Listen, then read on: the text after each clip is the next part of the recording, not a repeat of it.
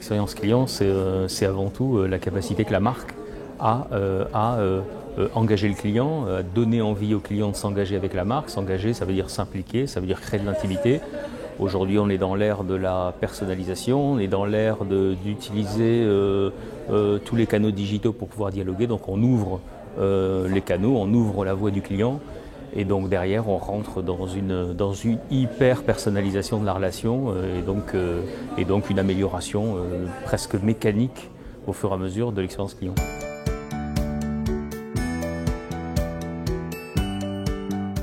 Une relation client efficace, un service client efficace, c'est un service client qui est capable d'agir vite, donc en temps réel, qui ne fait pas attendre le client. Le deuxième élément, c'est un service client qui sait personnaliser la relation, donc qui sait connaître et reconnaître le client. Je dirais que le troisième élément, c'est un service client qui sait travailler sur différents canaux et qui sait rédiger un mail, répondre en chat, répondre au téléphone, etc. Donc c'est des usages différents et des manières de faire différentes. Et peut-être que le dernier élément que je citerai, c'est un service client qui sait animer la logique de relation dans une logique communautaire, dans une logique sociale, et donc qui sait derrière fédérer une communauté, animer, modérer une communauté.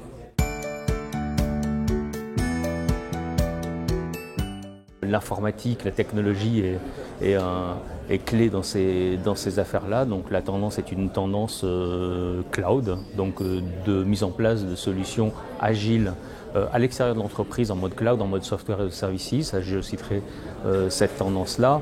L'autre tendance, bien entendu, c'est de plus en plus dans un monde qui est hyper connecté, c'est de comprendre finalement le comportement du client, comprendre ce que fait le client, ce qu'il dit, comment il se comporte, mais de le comprendre non pas au travers du client lui-même, mais du comportement qu'il a dans l'utilisation des produits et des services. Donc ça a une connotation objet connecté, et également peut-être des éléments similaires qui sont par exemple la géolocalisation, donc la capacité à pouvoir collecter une manne d'informations importante dans le comportement du client et l'usage qu'il fait des produits et des services pour pouvoir derrière, toujours la même chose, adapter la relation.